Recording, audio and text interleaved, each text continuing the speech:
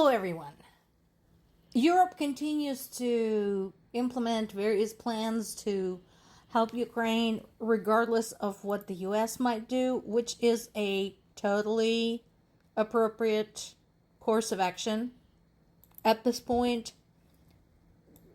So far, we've had so much controversy and so much back and forth with this.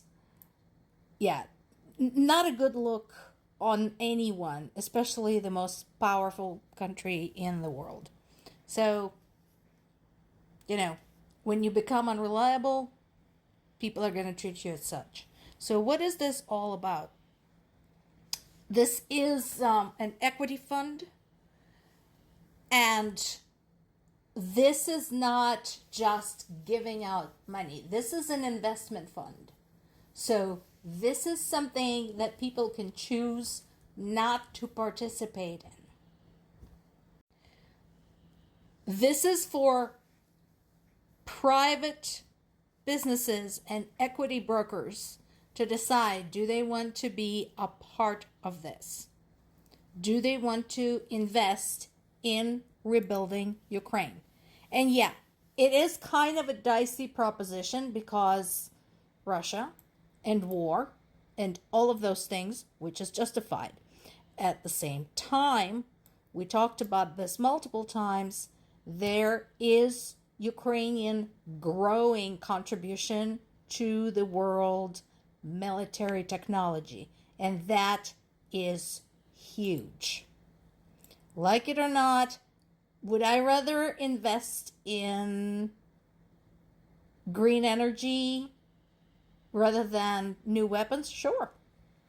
But that unfortunately is not the world we live in, as many Ukrainian people have found out. So,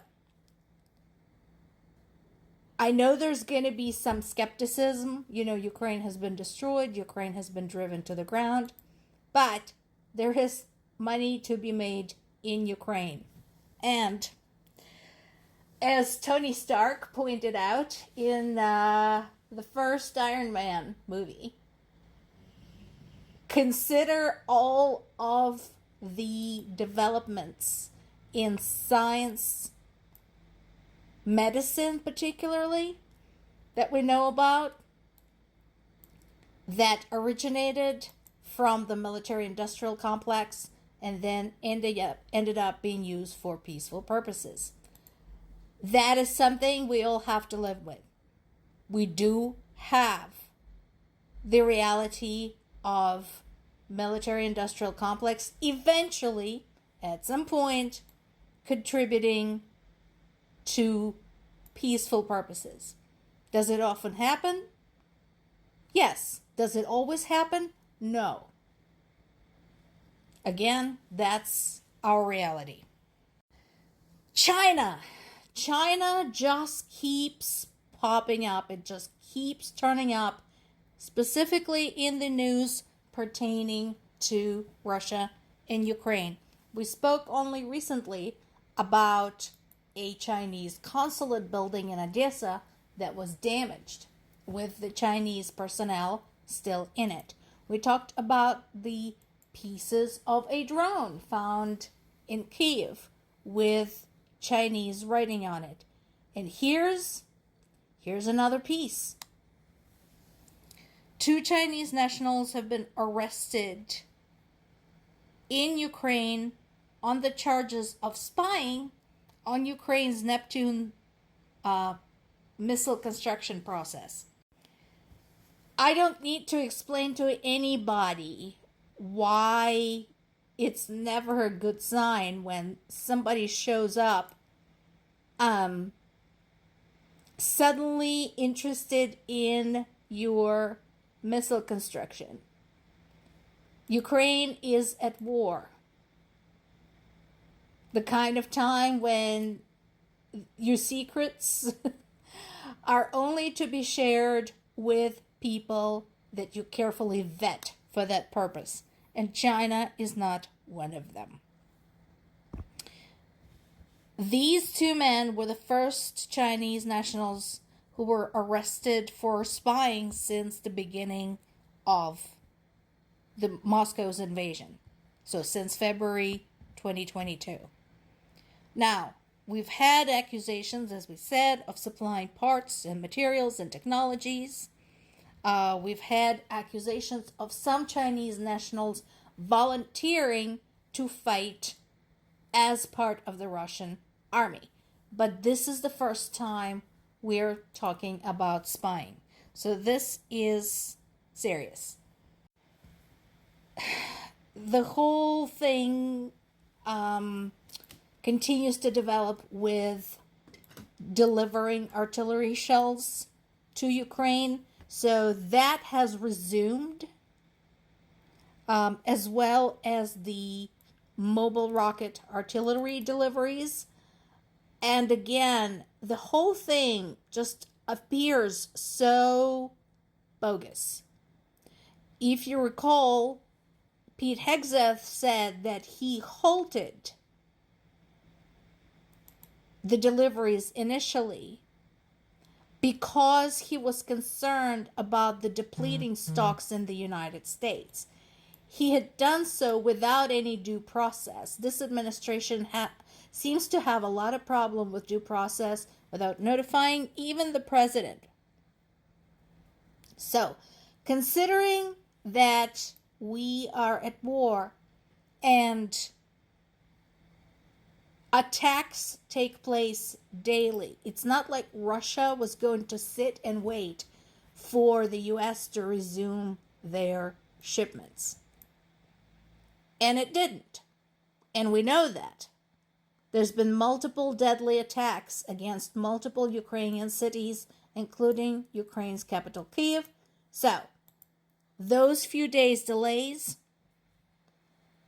probably cost lives. Very likely. There was another massive attack today, this morning. These attacks keep getting bigger and bigger and bigger. Details continue to come in. So I told you there was one casualty in the eastern village of Pravdinya. It was a 1-year-old boy. Again, explain to me how this boy had threatened Russia. What purpose did it serve to kill him? What military target was he a part of? Still waiting to find out. And there were 2 towns in the Donetsk region where 8 civilians were killed on Wednesday. Now, and I mentioned that yesterday, so that is the civilians who were killed when the drones slammed into their cars. And now there are horrible images of people who were burnt to death in their cars. There's been another conversation between Zelensky and Keith Kellogg. So Zelensky must have some satisfaction talking to Kellogg because at least Kellogg is an adult. At least he talks in complete sentences. At least he is somewhat qualified and somewhat familiar with the situation. So, of course, there's the weapon supplies. Of course, there's strengthening of the air defenses. Now, notice this. They talked about the purchase of American weapons. So basically, sick and tired of being called a moocher, Zelensky said, fine, we'll pay for it. Even though you guys had signed a memorandum promising that you would help us if Russia violated our territorial integrity. But fine, if this is how you want to play it, fine, we'll pay for it.